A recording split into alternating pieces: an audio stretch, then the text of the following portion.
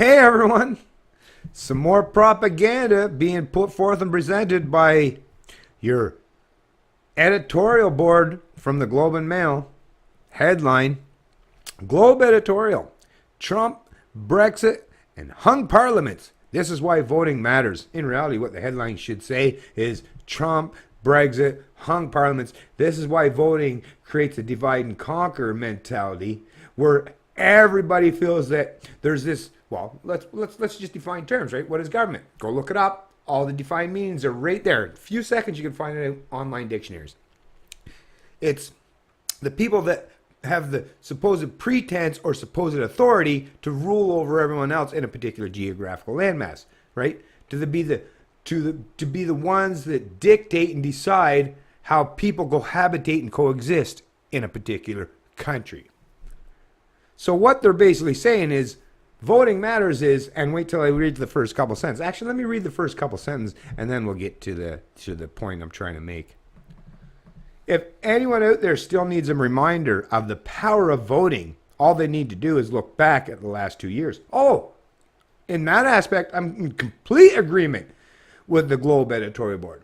There's a ton of power. Actually, governments are the most powerful mystical entities on the planet. All the worst thing that has ever happened through all of human history came as a result of central planning governments. Your little one-off, psychopaths or terrorists or all these fucking, some, serial killer, right? Even if they killed a dozen people or so, they're like fucking rookies in comparison to those that go into the positions of supposed authority, right? Your central planning overlords. These are the people that have caused the most pain, death, and destruction and devastation throughout all of history. So, of course, there's tons of power. And what this Globe editorial board, while they're even presenting that kind of message, it negates their mind. They're mindlessly indoctrinated into the faith of the state. So they seem to not even be able to recognize that what you're suggesting is, yes, government represents like the gun in the room. And I guess what the Globe editorial board, what they're suggesting is, listen, depending on which side of the political spectrum on, is it's very important that we take possession of that gun, because if we don't, well, our opponents will, and then you know what will happen if they get possession of the gun? Well, they're going to use it against us. So you know what we should do is, no, let's get possession of the gun ourselves, then we can use it against them.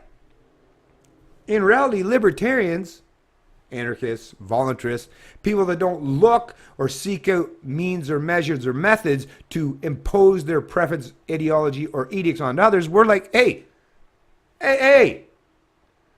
take that big gigantic gun, which is, it's false, it's not real, it's a mystical concept in the mind, and they're saying, just make people forget that it even exists. Make them realize that that's not even a conceptually true aspect of how people cohabitate and coexist. So take the room, or take the gun out of the room, and guess what we're going to be left with? We'll have to compromise and come to some kind of understanding with each other, right? We'll have to actually truly use our intellectual astuteness and dialogue as a way to come to some kind of agreements how we can cohabitate and coexist amongst each other peacefully, right? Without anyone having any pretense or authority to use any mystical central planning authority or gun in the room against each other. That's what libertarians are saying. That's what I'm saying.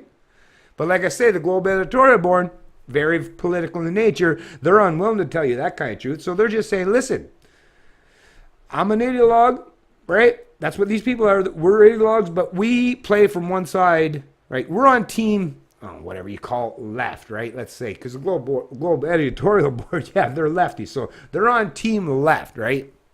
And they're like, no, we need to be the ones that take possession of that gun so we can force and impose our ideas on everyone. But don't worry, we'll do a lot nicer. We will be a much more friendly authoritarian than our counterparts on the right side of the political spectrum, right? And when it's a fucking editorial from some right-wing rag or something, they'll tell you the same thing except in a different dialogue as far as promoting the right.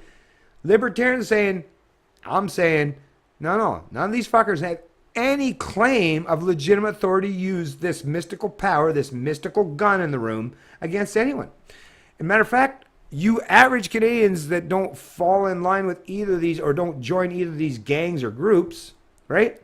You all should get together and show them that, hey, that gun that you think you have, not only is it not real, it's fake. It's something that's derived in people's minds that you implant there through your indoctrination process. Is not only should you be pointing out that, hey, that gun is not, it's fake. You see that orange tip on there? You can't do nothing. You can't hurt me with it.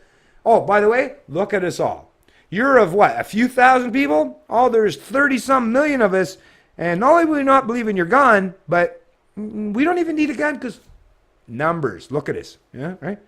We don't have to do anything against you, but are you going to be able to challenge us truly? Right? There's 30-some million of us and a few thousand of you. Even if we're very generous, we'll give you a few 100,000, let's say, right? You're still massively outnumbered and outpowered, and there's just nothing you could possibly do if the people truly chose to stand up in solidarity with each other and go against the true culprits, the true corrupt, the true vile people, the authoritarians, the control freaks, and sociopaths among us. People, learn your power. This has been done and understood so many times through history. It's like, don't you know at this stage of the game? What? Hey, someone hasn't let you in so far? You have a ton of power that you don't even know exists because you look at yourself as an individual, right? Which we are all individuals. But we're all individuals. So if we're all in agreement that these central planners should not have any pretense of authority to dictate, control, and plunder our lives endlessly, right? Show your power. You don't even have to, you don't have to pull a gun or anything. Just, grrr, right? Show your teeth. No threats involved. Just show your teeth. Just show that, hey, they're there. It exists. You better recognize it. Because if you keep challenging us, might have to bite back someday. Don't want to bite back. We'd rather just growl and say, get the fuck away. You have no authority over me. But if you keep coming, you keep approaching, you keep encroaching on my rights and infringing on my personal liberty, my individual liberty, I'm going to have to not just show you the teeth, I might have to sink them in at some point in time. That's the kind of message that you should be sending these people. That's how you put your central planning overlords in their place, where they'll recognize and realize instinctively, out of their own self-preservation mechanism too that's in their brain, right? It's like, okay, we've gone too far. They'll be putting their tail between the legs and walking away. But Canadians and a lot of people in the world, because of their indoctrination, seem to be unwilling to hold the central planners to account or to show their teeth. It's Canadian Libertarian, and I love liberty.